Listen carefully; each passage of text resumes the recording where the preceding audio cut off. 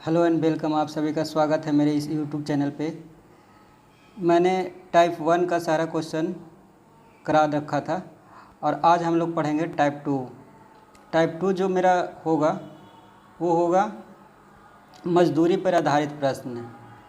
और जब भी ऐसा क्वेश्चन आए पेपर में तो इसमें हम लोग क्या करेंगे कि इसका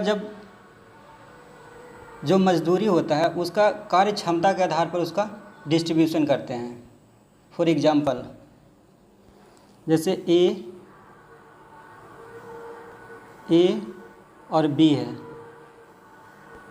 10 दिन में करता है और ये 15 डेज में करता है। दोनों मिलकर इस कार्य को ए 10 दिन में करता है और बी 15 दिन में करता है। अगर दोनों मिलकर इस कार्य को करता है तो उसको कुल मजदूरी है, जैसे आप यहाँ पे एलसीएम लेंगे 30 आएगा, ये 3 आएगा, ये 2 आएगा। मान लिया कि इसका कुल मजदूरी है वो है सपोज एट 500। ठीक है, तो पूछेगा कि ए का मजदूरी बताओ, बी का मजदूरी बताओ। क्वेश्चन कुछ भी पूछ सकता है।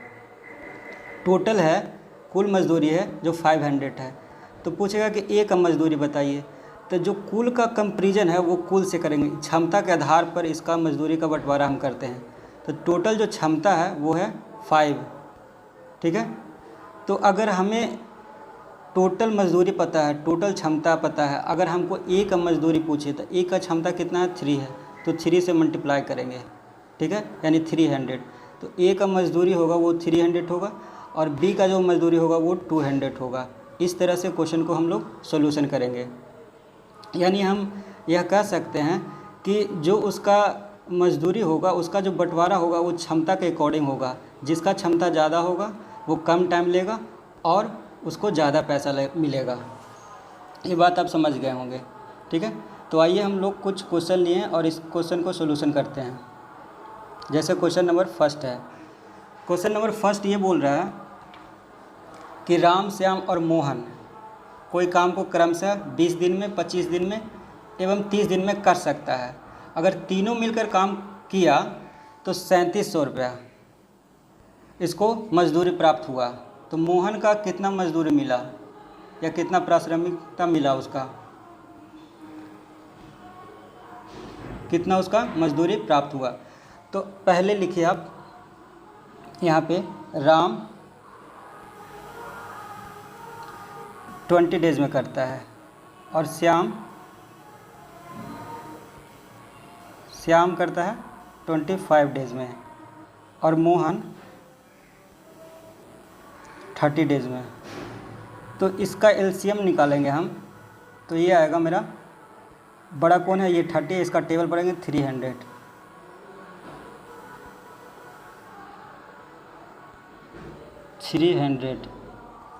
ये हो गया। अगर आप इससे डिवाइड करेंगे तो ये आपका आएगा 15 और इससे डिवाइड करेंगे तो 25 से चलते 12, 12 और ये होगा 10। ये हो गया मेरा इफ़िशेंसी, क्षमता। और क्षमता के आधार पर इफ़िशेंसी के अकॉर्डिंग ही हम मजदूरी का बंटवारा करेंगे। यानी क्षमता के आधार पे मजदूरी का बंटवारा करना है। तो हमको पता है कि टोटल जो मजदूरी है राम, श्याम और मोहन का वो 3700 रुपया है। अगर आप टोटल इफ़िशेंसी निकालिएगा, राम प्लस श्याम प्लस मोहन, ये टोटल निकालिएगा तो आपका आएगा, इसे ऐड करिएगा तो आएगा 37।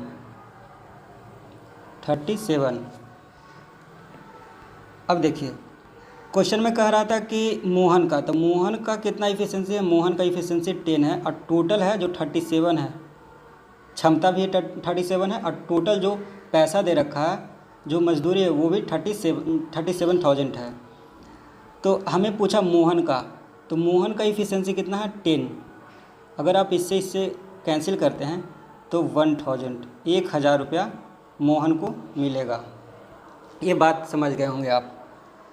हम क्या बता रहे हैं आपको कि अगर क्वेश्चन में ये पूछे कि टोटल जो पूंजी दे रखा है तीनों मिलाकर राम, श्याम और मोहन, उसका तीनों का कुल पूंजी है, मतलब कुल जो मजदूरी है वो 3700 रुपया है। तो कुल का जो डिवाइड करेंगे कुल से करेंगे, यानी कुल इफ़िशेंसी से ही करेंगे। अगर इंडिविजुअल किसी एक का रहेगा तो जिसका रहेगा उसी से डिवाइड करेंगे, ये दिमाग में बैठा लेना है। और जब भी आप पढ़ना शुरू करें तो पीछे का जो भी 2 वीडियो है उसको पहले आप देखें और फिर रिवाइज़ करें, फिर क्वेश्चन सॉल्यूशन करें किरण की बुक से, या जो भी आपकी मर्ज़ी, आपके पास जो भी बुक है या जो भी आपकी मर्ज़ी वाली बुक होगी, अच्छी लगेगी कि इससे बनाना सही है तो उसी से आप बनाइएगा। अगला क्वेश्चन देखिए आप, कह रहा है कि ए, बी और सी किसी काम को क्रमशः 5, 10, 15 दिन में कर सकता है। ठीक है, ए बी सी अगर तीनों मिलकर किया ना तो उसका कुल मजदूरी है 8800 रुपया है। ठीक है, तो देखिए ए 5 दिन में, बी 10 डेज में और सी 15 दिन में करता है। तो पहले तो इसका आप एलसीएम निकाल लीजिए। तो एलसीएम होगा 30, ये 6 टाइम, ये 3 टाइम, ये 2 टाइम। यहाँ से हमें ये पता हो गया कि ए, बी एंड सी का जो इफ़िशेंसी है उसका रेशियो पता हो गया 6, 3 एंड 2। और कुल मजदूरी दे रखा है 8800, और यहाँ पे टोटल कितना होगा इसको आप ऐड करेंगे तो ये आएगा आपका 11। कुल का कंपैरिजन कुल से होगा तो 11 से इसका डिवाइड करेंगे। हमसे पूछा कि बी का हिस्सा बताइए, तो बी का इफ़िशेंसी कितना है, तो बी का जो इफ़िशेंसी है वो आपका है 3 × 3, यानी ये हो जाएगा, इससे आप 8 टाइम डिवाइड कर लेंगे तो ये आती है 2400 रुपया। 2400 रुपया यानी बी का हिस्सा होगा वो 2400 रुपया होगा। ये बात आप समझ गए होंगे। अगला देखिए, पीछे बज रहा है गाड़ी वाला आया घर से कचरा निकाल, पर आप फोकस करिएगा पढ़ाई पे। चलिए देखिए अगला क्वेश्चन नंबर है 4, मतलब जो भी है 3 होगा। क्वेश्चन में कह रहा है कि ए और बी मिलकर किसी कार्य को 20 दिन में कर सकता है। तो ए प्लस बी 20 डेज में कर सकता है। अब बी अकेले उस काम को 60 डेज में कर सकता है। उन्होंने 36,000 में उस कार्य को लिया, मतलब दोनों ने मिलकर लिया, ए और बी ने ठेका लिया होगा। तो अगर इसका हम रेशियो निकाल लेंगे तो ये आएगा 3, ये आएगा 1। ठीक है, यानी ये टोटल वर्क हो गया, ये टोटल क्षमता हो गया, इफ़िशेंसी। अब हमें पता है 3600 रुपया टोटल। अगर इफ़िशेंसी ए प्लस बी का निकालेंगे तो ऊपर में दे रखा ए और बी का जो इफ़िशेंसी है वो है 3। तो अगर ए प्लस बी का इफ़िशेंसी 3 है और बी का इफ़िशेंसी 1 है तो आपको नहीं पता होगा कि ए का इफ़िशेंसी कितना होगा। यहाँ पे ऐसे लिख लीजिए। चलिए देखिए यहाँ पे हमें पता हो जाएगा कि ए का जो इफ़िशेंसी आएगा वो 2 आएगा। और कह रहा है कि ए का हिस्सा बताइए, जबकि टोटल जो पूंजी है वो 36,000 है। ठीक है, तो टोटल का जो कंपेरिजन करेंगे टोटल से करेंगे तो टोटल कितना है 3। इफ़िशेंसी टोटल 3 है ए प्लस बी का, और हमें किसका पैसा हिस्सा बताना है, यानी पैसा किसको देना है, ए को। तो ए का इफ़िशेंसी कितना है 2 × 2। इसको आप इससे काट लीजिए, 1 और 2 12 दूनी 24, यानी होगा ये 2400 रुपया होगा जो ए का हिस्सा होगा। ये भी बात आप समझ गए होंगे।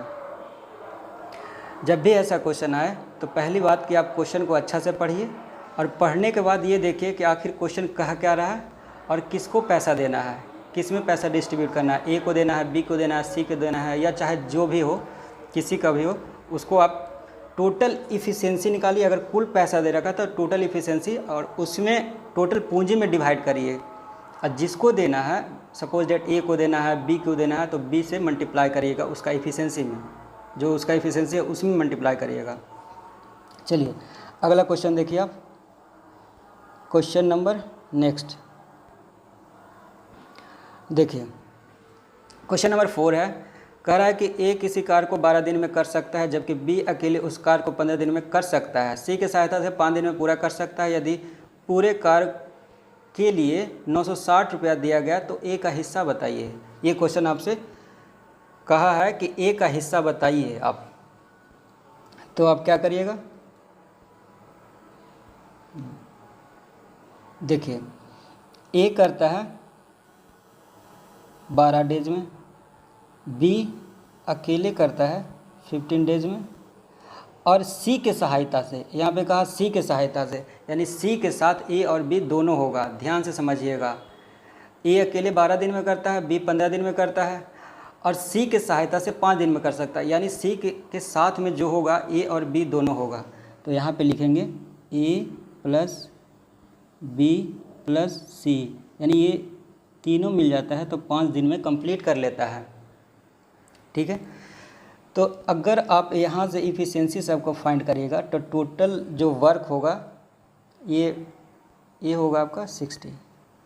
ठीक है, ये एलसीएम निकाल लिए, इसका एलसीएम निकाल लिए, इससे आप डिवाइड करेंगे तो ये 5 टाइम होगा, 5 टाइम, एक मिनट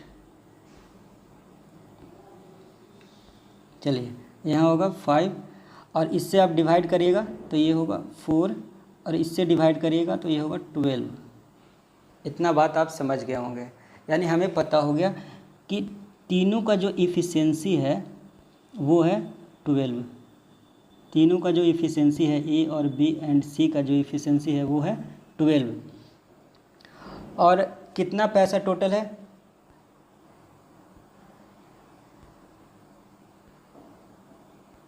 टोटल पैसा है 960 रुपया। ठीक है, तो ए का हिस्सा फाइंड करना है हमको। तो टोटल इफ़िशियंसी है 1200, ना कि आप ये तीनों को ऐड कर लीजिएगा। ध्यान से देखिएगा, ए प्लस बी कह रहा है तो तीनों का जो इफ़िशियंसी है वो 12 होगा। अगर सबको ऐड करिएगा तो गलत होगा। कुल पूंजी है 960 रुपया। तो हमसे क्वेश्चन पूछ रहा था कि ए का हिस्सा बताइए, तो आप ए का इफ़िशियंसी बता दीजिए। तो ए का इफ़िशियंसी है 5, तो 5 से मल्टीप्लाई कर दीजिए, 12 8 96, 8 5 40, 400 रुपया। यानी ए का जो हिस्सा है 400। बी का हिस्सा अगर ऐसे पूछे तो आप निकाल लीजिएगा। ठीक है, सी का पूछेगा तब भी निकाल लेंगे। ये बात भी आप समझ गए होंगे। अगला क्वेश्चन देखिए,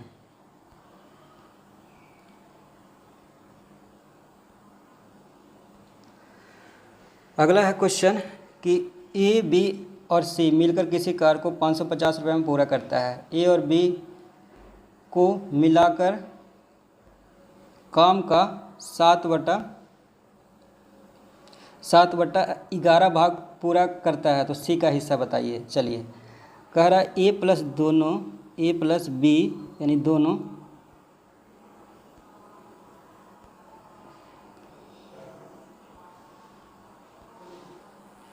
सात बटा 11 भाग करता है।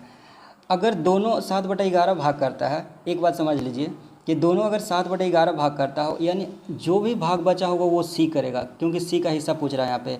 और ऐसे भी 3 व्यक्ति है, मान लीजिए ए है, बी है और सी है। तीनों का जो कुल पूंजी है समझने के लिए 50 रुपीज़ है। जबकि मैं ये बोल रहा हूँ कि इसका ए और बी मिलाकर है ना जो 40 है, तो आपको पता है ना सी का 10 होने वाला है। जो सिंपल सा लॉजिक है। ठीक है, अब यहाँ देखिए आप,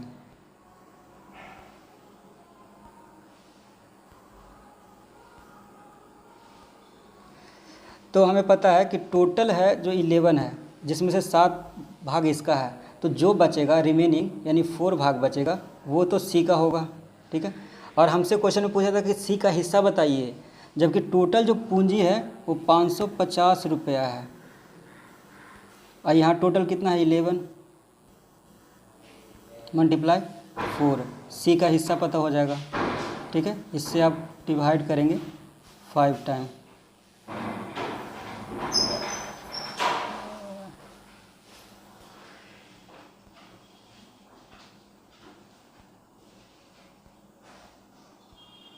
इसको डिवाइड करिएगा आप